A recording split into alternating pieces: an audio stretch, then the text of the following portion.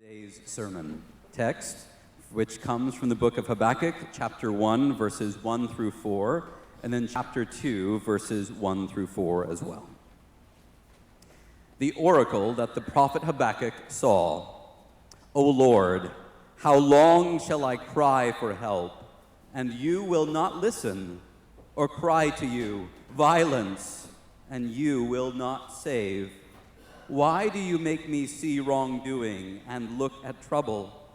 Destruction and violence are before me. Strife and contention arise. So the law becomes slack, and justice never prevails. The wicked surround the righteous, therefore judgment comes forth perverted. I will stand at my watchpost and station myself at the rampart. I will keep watch to see what he will say to me, and what he will answer concerning my complaint. Then the Lord answered me and said, Write the vision, make it plain on tablets, so that a runner may read it, for there is still a vision for the appointed time. It speaks of the end and does not lie. If it seems to tarry, wait for it.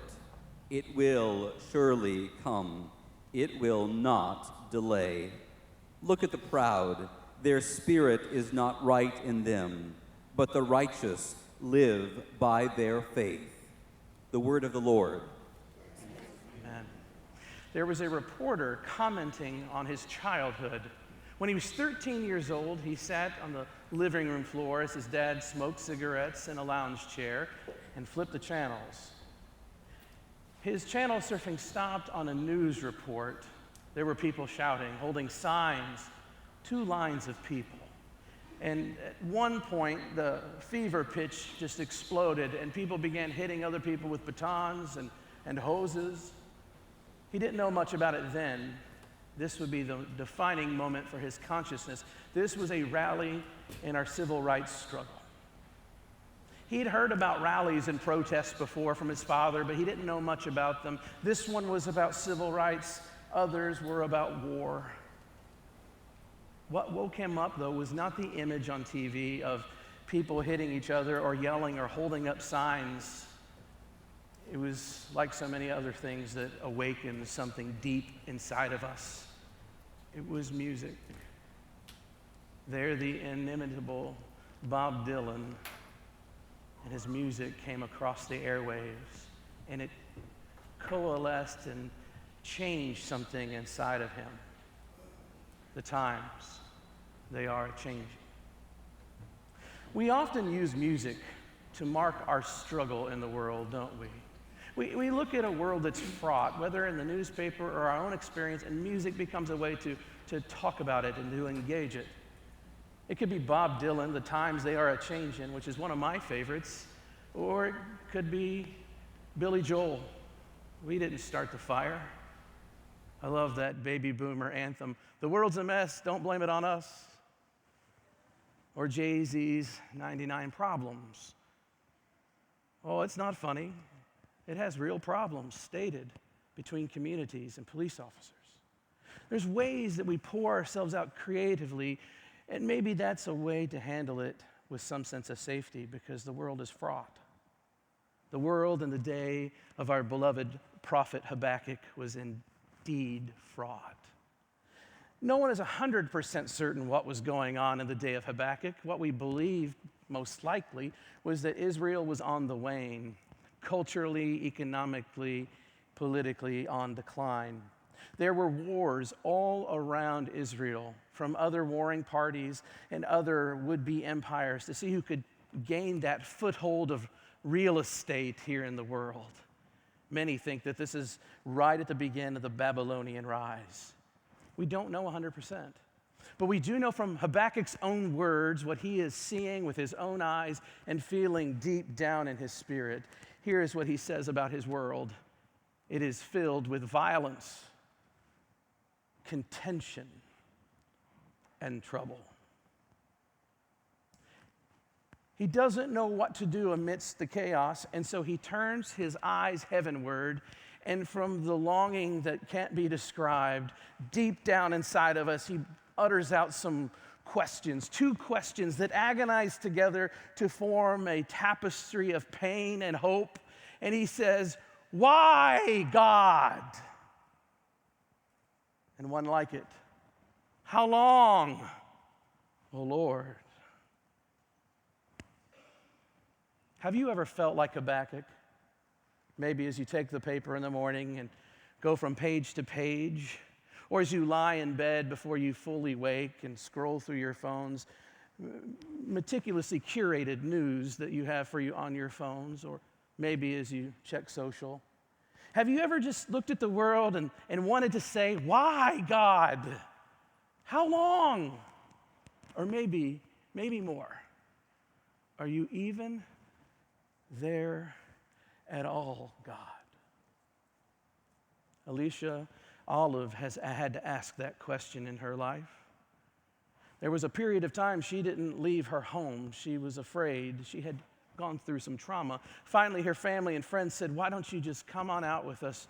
We'll go over to the Garlic Festival. It will be lovely."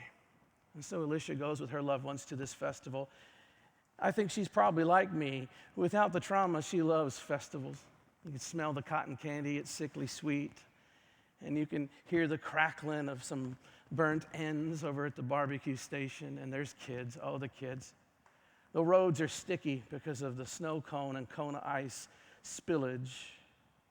And there's the sound of a fair and some singer-songwriter over in the corner. And then she heard it. Pop, pop, pop, pop, pop. Oh, no. Alicia asked herself this question, why not again? She was about to experience her second mass shooting.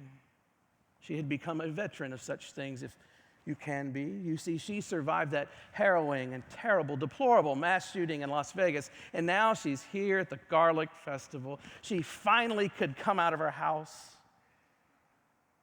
Being a veteran though she was, she could ask the question, why again, and think fast how to save me and my loved ones. Underneath the why not again, I can hear in Alicia's testimony a deeper, primordial cry. Why, God? Why this? It calls out from deep to deep. We could call it out any day we look at the paper. Globally, I tried to figure out yesterday how long the United States of America, our country, how long have we been in war or conflict with another country? And I got to tell you, it's hard to tell because we changed the definition of those words. All I know is that we're in many of them now. I tried to count them up. Again, hard to tell because we changed the way that we define conflict and war. And so I'm watching, thinking, how long, how much more will this take? What's necessary, God? Or let's get away from the general and let's drill down into the particular for a moment. We live in a world currently, right now, where white supremacy, white nationalism is in fact on the rise. And we live in a world now where if you say I'm an anti-racist, you're in some circles not so welcome. Our good friend, Rabbi Peter Berg across the street, has told this congregation that he's never experienced more anti-Semitism in his entire life than right now. Why? Why, oh Lord? What is going on with us? Oh, and here's the one that really boggles my mind. There's a Rasmussen poll that has polled 31%, polled likely voters. And of the likely voters polled, 31% said that they can imagine another civil war happening in our country. Really? We can still imagine that? 31%? That may not sound like a lot. My friends, that's 31% too many who can imagine taking up arms against their fellow countrymen. In a world such as ours, I think there's one of two responses. Like Habakkuk, we can turn our hearts and our minds heavenward and simply cry out to that which can no greater can be thought, to God, and say, why and how long? Or we can retreat, emotionally retreat into a romanticized past and talk about the good old days. You know the good old days. That was when we knew who our enemies were.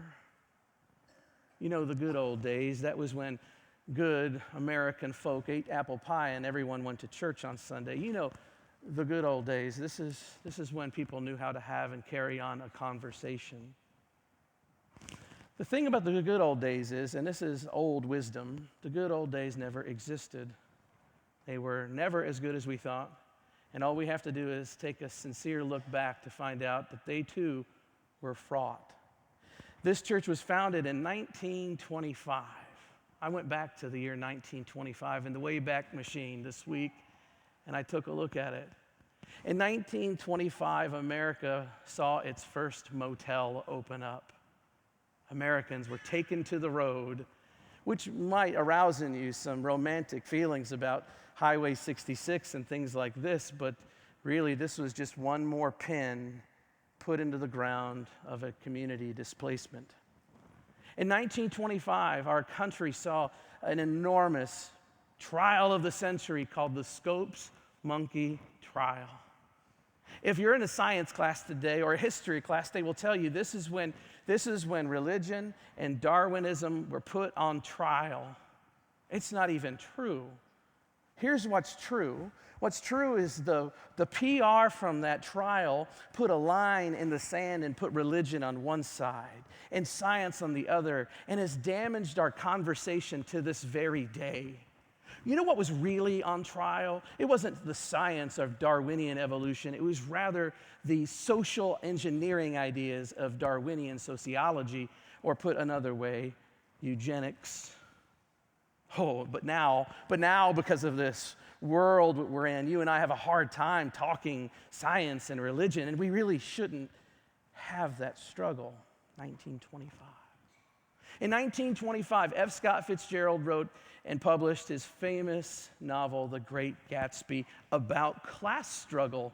And of course, we all know, if we're students of the 20th century, this class struggle continued to change and evolve, and it included the aforementioned civil rights era that I mentioned. 1925 wasn't easy, but just so you don't think I'm a sourpuss, I will tell you that something lovely opened in 1925, the Grand Ole Opry. So you got that. This sanctuary was dedicated in 1928. That's what we're celebrating when we say Heritage Sunday. And this weekend in 1928, the people of this church got to gather in its beauty and worship, and it's wonderful. What was going on in 1928? Well, here's something of interest. The first transatlantic flight took place. Amelia Earhart crossed the ocean. That's a pretty high, wonderful, wonderful mark. I looked to the music charts. The number 3 hit was Sonny Boy by Al Jolson. He sang it in blackface. I'm going to say that again. He sang it in blackface. Well, it's the same problems that 1925 had, but now we had the invention of Mickey Mouse and the yo-yo, which I think that's apropos, because a yo-yo, symbolically, the up and down nature of the yo-yo would really come to define the economic woes of the time just after 28, and it would define the peace and war feelings of the time, as we were about to enter not only a depression, but another war on the heels of a war that was said to be the war to end all wars. Let's just be frank. Let's just admit, for the founders of our congregation, for our ancestors and our loved ones, our good old days were their days, and their days were just as tough and just as confusing and just as difficult to navigate as the days that you and I face. Perhaps our founders felt a lot like me and you. Perhaps they felt like Habakkuk. What are you up to, God? Where are you in this? But I've got mad respect for Habakkuk, don't you? He's looking at the world, and it's so hard, and so his heart is turned to God in a questioning stance. But he does the one mature spiritual thing that most don't. You see, most of us would allow those questions to turn to cynicism, or to make us tuck tail and run away, or even worse of of all these things, delve into apathy. No. Habakkuk runs. He runs to his watchpost and he stands on the night's watch. And he keeps his eyes open and his ears open, and he is going to wait for God to do what God is going to do. And as he waits at the night's watch, God speaks. And here is what God says to Habakkuk. Habakkuk, I have a vision. Write it down. Make it plain. It's the same vision as we've always had, but write it down and make it plain. Put it on a tablet, but make it so plain someone running by can read it. I thought about that this week. I thought of a tablet kind of like this and writing down this vision statement and then seeing a runner run by and reading it. If a runner's going to run by and read that, they'd have to be running pretty slow, wouldn't you agree?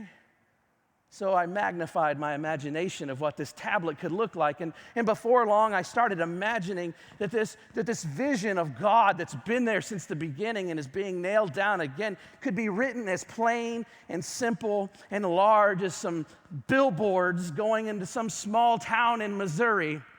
It's a plain vision. Don't fret, God will move. Don't fret, the wrongs will be put right.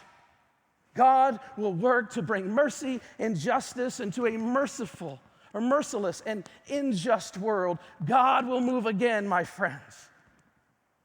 Make no mistake, this is not the end. And this is a fresh message for you and me. It's ancient, but it's fresh because our world is crazy. It's more polarized than ever. We're living in the hottest summer ever.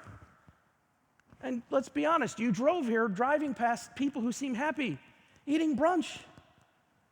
But you came here and you sat here and you might ask like me, what is God up to and what does God want us who are here to do about it? What are you up to, God? Let me submit to you that we must remain faithful to the vision that God gave this church at the first. And we need to make it plain. It is said that our church was to be a cathedral for Atlanta, a gift to the city. I know some of us like to think that this is my church or our church, but it's not. In its DNA, this church was a gift to this community. It was supposed to draw all people in here for safety and shelter.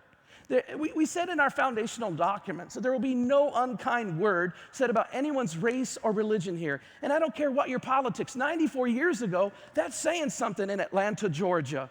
We wanted all people to come in here and find us a place of prayer for all people where you could come and you could call this place your own. We wanted people to have community here with God and with one another. The foundation of this church is profound.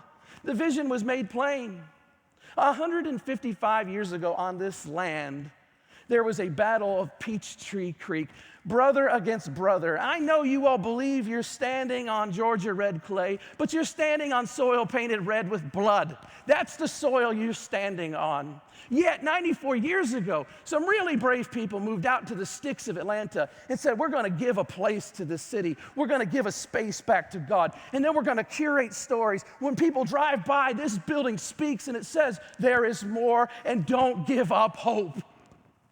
Oh, this place is a redeemed space. It's a redeemed people that meet here to help redeem the world, to bring God's ways to bear in a broken and hurting world. This is a community that opened its doors to the temple after it was bombed in friendship and said, you have a home here. This is a community that the second pastor of our church helped write the Atlanta Declaration for Civil Rights. This is a community that helped find ministries called Midtown Assistance Center and so many others. Peachtree Christian Hospice, now called Peachtree Christian Health, to care for those with cognitive decline. This is a community's vision that has been given to us, and we need to make it plain. Amidst the chaos, and amidst the trouble, and amidst the worry, make it plain. God is not done with you. God is not gone, and God is not silent. God invites you into the story to be part of making this world over again. And remember what dear Habakkuk is told by God. Don't trust the haughty. Don't trust the proud. Don't even trust the powerful. Remember that the righteous ones live by faith. The faith of the next right thing, the faith of the next good step, the next faithful moment of following after God's ways. And so I'm reminded now of a poem by Alfred Lord Tennyson called In Memoriam. In the 6th stanza, I took these words as encouragement for the sermon. We have but faith we cannot know, for knowledge is of things we see, and yet we trust it comes from thee. A beam in darkness, let it grow.